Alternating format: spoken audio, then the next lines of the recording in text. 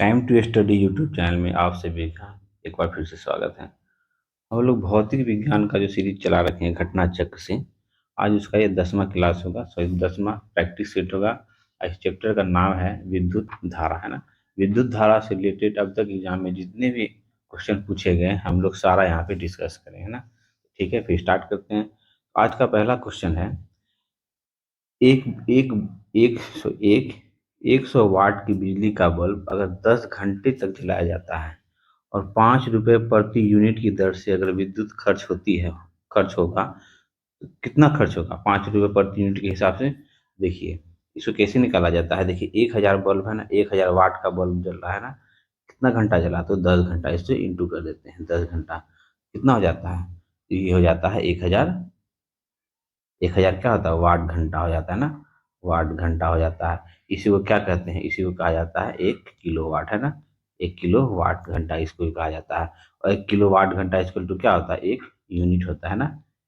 1 unit हो गया, तो 1 यूनिट का खर्च कितना है, कितना रुपए की दर से है, तो 5 रुपए का खर्च कितना हो जाएगा, तो इंटू 5 इसको तो क्या हो जाता है, तो 5। तो देखिए 5 आंसर है, हाँ 5 है ना। तो ध्यान, नेक्स्ट क्वेश्चन देखिए, उसी से मिलता जुलता है ना। 100 वाट का बिजली का बल्ब है ना, 10 घंटे जले तो खर्च होगा। देखिए कितना खर्च होगा, कितना इकाई यूनिट खर्च होगा। तो देखिए सेम क्वेश्चन है ना, 100 वाट है ना, 100 वाट कितना घंटे चल रहा है, तो 10 घंटे चल रहा है। इक्वल टू कितना हो जाता है, 1000 है ना, 1000 किलो वाट घंटा है ना। तो इसका 1000 किलो वाट घंटा बटे इसको इकाई में बदलना है, यूनिट बदलना है, तो 1000 से हम लोग डिवाइड कर रहे थे ना, तो ये क्या होता है, एक एक यूनिट हो जाएगा ना। तो ध्यान रखिए आप लोग, कितना यूनिट हो जाएगा, 1 यूनिट। ऑप्शन ऑप्शन बी है ना, ऑप्शन बी 1 यूनिट हो जाएगा।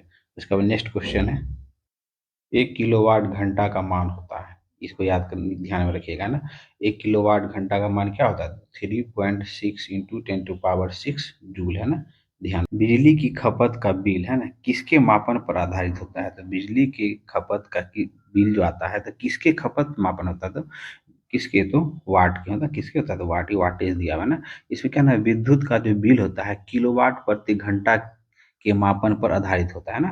तो ये आप लोग ध्यान रखिएगा ना। तो इस हिसाब से ऑप्शन कौन था, ऑप्शन ये केवल एक है ना। ध्यान रखिए, नेक्स्ट है फिर, ये क्वेश्चन भी थोड़ा ध्यान से देखिएगा। एक सुरंग है जिसमें 100 वाट की क्षमता वाले 5 बल्ब 20 घंटे जल रहा है, तो कितना यूनिट की खपत होगी। तो देखिए 100 वाट वाले कितने बल्ब, तो 5 बल्ब कितने घंटे चल रहा है, तो 20 घंटे चल रहा है, ठीक है। 20 घंटे चल रहा है ना। तो उसके बाद इसको इसको क्या इसके बाद इसको यूनिट बदलना है, तो यूनिट कैसे बदल जाते थे हम लोग, 1000 से डिवाइड कर दीजिएगा, तो ये 10 यूनिट आएगा, है ना। 10 यूनिट आएगा आंसर ना। तो ध्यान रखिएगा, तो 10 यूनिट कौन हो जाता है, तो ऑप्शन ऑप्शन सी है ना। फिर नेक्स्ट क्वेश्चन देखते हैं हम लोग, डायनेमो जिसे बिजली उत्पादन हेतु कथित रूप से प्रयोग में लाए जाते हैं, वो वास्तव में क्या करता है, वो क्या करता है, ऊर्जा का परिवर्तन करता है। तो डायनेमो जो होता है यांत्रिक ऊर्जा, बोले तो मैकेनिकल एनर्जी को इलेक्ट्रिकल एनर्जी, मतलब विद्युत ऊर्जा में कन्वर्ट करता है ना, तो ऊर्जा का परावर्तन करता है ना। तो ध्यान रखना है। उसका नेक्स्ट क्वेश्चन है, देखिए जो हम लोग डिस्कस किए वही सेम क्वेश्चन आ गया ना। डायनोमो डायनोमो परावर्तित करता है, तो किसको, यांत्रिक ऊर्जा को विद्युत ऊर्जा में, मैकेनिकल एनर्जी को कन्वर्ट करता है किस में, तो इलेक्ट्रिकल एनर्जी में ना। ध्यान रखना है। उसके बाद नेक्स्ट क्वेश्चन है, टरबाइन टरबाइन और वह डायनोमो से बिजली प्राप्त करने में किस ऊर्जा को विद्युत ऊर्जा में परिवर्तित करता है। तो हम लोग देखे थे ना, डायनेमो और टरबाइन क्या, तो मैकेनिकल एनर्जी को इलेक्ट्रिकल एनर्जी में कन्वर्ट करता है ना। ये क्या, मैकेनिकल एनर्जी है ना। मैकेनिकल एनर्जी से क्या है, विद्युत है ना, विद्युत इलेक्ट्रिकल एनर्जी में कन्वर्ट करता है ना। उसके बाद नेक्स्ट है, विद्युत ऊर्जा को यांत्रिक ऊर्जा में बदलने वाली युक्ति है ना, विद्युत ऊर्जा को यांत्रिक ऊर्जा में कन्वर्ट कर रहा है, तो वो युक्ति कौन होगी, तो वो विद्युत मोटर होगी ना। मोटर मोटर विद्युत ऊर्जा से, मतलब इलेक्ट्रिकल एनर्जी से मैकेनिकल एनर्जी में ट्रांसफर होता है। ध्यान रखना है, क्वेश्चन कभी कभी ऐसे पूछेगा कि विद्युत मोटर एक उदाहरण है किसका, तो विद्युत ऊर्जा का, है ना, विद्युत electrical energy to converted into, इसमें तो यांत्रिक, मतलब मैकेनिकल एनर्जी है ना, electrical energy convert into mechanical energy है। ध्यान रखिए, ऐसे इंग्लिश में भी आप लोग देख सकते हैं। उसके बाद नेक्स्ट है, देखिए आगे ना वही क्वेश्चन, विद्युत मोटर क्या करता है, तो विद्युत मोटर क्या करता है, बताइए। अभी हम लोग जस्ट डिस्कस किए, तो कौन हो गया इसका ऑप्शन, तो ऑप्शन क्या होता है, तो यांत्रिक ऊर्जा ना। यांत्रिक ऊर्जा को सॉरी सॉरी विद्युत ऊर्जा को इलेक्ट्रिकल एनर्जी को कन्वर्ट करता है किसमें? तो मैकेनिकल एनर्जी में ना, ध्यान रखना है। उसके बाद नेक्स्ट क्वेश्चन है, ऐसा उपकरण जो रासायनिक ऊर्जा है ना को किसमें बदल रहा है? तो विद्युत ऊर्जा में परिवर्तित कर रहा है, तो वो कहलाता है कौन? तो ध्यान रखना और रखिएगा क्या? बैटरी है ना। बैटरी जो है रासायनिक ऊर्जा को विद्युत ऊर्जा में कन्वर्ट करता है ना। उसके बाद नेक्स्ट है, फैराडे स्थिरांक है ना। फैराडे स्थिरांक क्या है? तो सार्वभौमिक स्थिरांक होता है ना। उसके बाद नेक्स्ट है, नेक्स्ट हम लोग देखते हैं। देखिए क्वेश्चन है, निकेल और कैडमियम से बने बैटरी है ना का प्रयोग किसमें होता है? तो किसमें होता है? देखिए आप लोग, तो कैलकुलेटर में होता है ना, कार्डलेस इलेक्ट्रॉनिक उपकरण में होता है और ट्रांजिस्टर में होता है ना, ये तीनों में होता है। तो ऑप्शन क्या? ऑप्शन डी उपयुक्त सभी। उसके बाद नेक्स्ट क्वेश्चन है, निम्न में से कौन सी धातु रोशनी के बल्ब के फिलामेंट के रूप में प्रयोग होता है? तो कौन होता है? वो टंगस्टन होता है ना। ये बहुत इंपॉर्टेंट है, आप लोग ध्यान रखिएगा। बल्ब के फिलामेंट में क्या हो कि कौन किसका वायर में जो होता है, कौन होता है? वो टंगस्टन है ना। ये जैसे बल्ब होता है ना, तो ये इस टाइप का जो बैंड किया हुआ होता है, ये बल्ब है ना, ये बल्ब होता है ना। ये ये जो ये फिलामेंट जो होता है, ये टंगस्टन का बना होता है ना, ध्यान रखिएगा। उसके बाद नेक्स्ट क्वेश्चन है, जलते हुए विद्युत बल्ब के तंतु में फिलामेंट है ना का तापमान तापमान जो तंतु को वही टंगस्टन का जो बना होता है, उसका तापमान कितना होता है? जब बल्ब जल रहा होता है तो कितना होता है? 2000 डिग्री सेल्सियस से 2500 डिग्री सेल्सियस के बीच होता है ना, ध्यान रखिएगा। सर्वाधिक विद्युत सर्वाधिक विद्युत चालकता वाला तत्व कौन होता है? तो ध्यान रखिएगा कौन होता है? तो चांदी होता है। ये बहुत बार कुछ कुछ क्वेश्चन पूछा जाता है ना, ध्यान रखिएगा, चांदी होता है ना।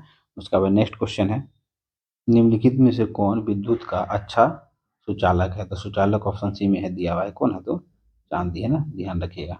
उसके बाद नेक्स्ट हम लोग देख रहे हैं, क्वेश्चन पूछा जाएगा, फ्यूज का सिद्धांत है ना। फ्यूज का सिद्धांत क्या होता है? तो विद्युत का उसमें उसमें प्रभाव ना, विद्युत का उसमें प्रभाव है ना। उसके बाद नेक्स्ट है, फ्यूज फ्यूज में जो प्रयोग हम लोग तार करते हैं, फ्यूज में जो तार का प्रयोग करते हैं उसकी विशेषता क्या है? तो उसका उच्च प्रतिरोधक शक्ति होती है उसमें, और निम्न गलनांक होता है ना, तो ध्यान रखिएगा। उसके बाद नेक्स्ट है, घरों की सुरक्षित विद्युत सप्लाई के लिए प्रयोग में लगाए जाने वाले फ्यूज की तार जो होती है, किस धातु की बनी होती है? किस धातु की बनी होती है जिसका क्या होता है? जिसका क्या होता है? गलनांक कम होता है और प्रतिरोध क्या होता है? अधिक होता है ना। अब लोग जस्ट पीछे देखें ना। उसके बाद नेक्स्ट क्वेश्चन है, हेलोजन लैंप की तंतु निम्न में से किसका मिश्र धातु है? किसका मिश्र धातु है? तो टंगस्टन और सोडियम है ना, ध्यान रखिएगा, टंगस्टन और सोडियम है ना। उसके बाद नेक्स्ट क्वेश्चन है, घरेलू विद्युत तार स्थापित मूलतः होता है, घर का जो वायरिंग होता है ना, वो किस श्रेणी में जुड़ा होता है? तो समानांतर श्रेणी में जुड़ा हुआ है ना, समानांतर संबंधन है ना, इसको संबंधन कहते हैं ना। उसका बाद नेक्स्ट क्वेश्चन है, घरेलू विद्युत सप्लाई के दौरान काले रंग का आवरण युक्त तार है ना, आवरण युक्त तार क्या क्या होता है? तो जो उदासीन तार होता है ना। उसका बाद नेक्स्ट है, नेक्स्ट क्वेश्चन है, मानव शरीर के विद्युत प्रतिरोध के परिमाण की कोटि क्या होती है? क्या होती है? तो 10 10 पे पावर 4 ओम है ना, 10 पे पावर 4 ओम होता है ना, ध्यान रखिएगा। देखिए इसके एग्जाम में पूछा गया क्वेश्चन है। नेक्स्ट है फिर, सामान्य ट्यूबलाइट तो आप जानते ही होंगे, उसमें कौन सी गैस होती है? तो आर्गन के साथ कौन होती है? आर्गन के साथ मरकरी वेपर है ना, ध्यान रखिएगा। उसके बाद नेक्स्ट क्वेश्चन है, फ्लोरो फ्लोरेसेट है ना, फ्लोरेसेट ट्यूब है ना कि किस कौन सी गैस भरी जाती है? फ्लोरेट सेट ट्यूब में कौन सी गैस भरी जाती है? तो मरकरी और नियॉन है ना, ध्यान रखिएगा, मरकरी और नियॉन।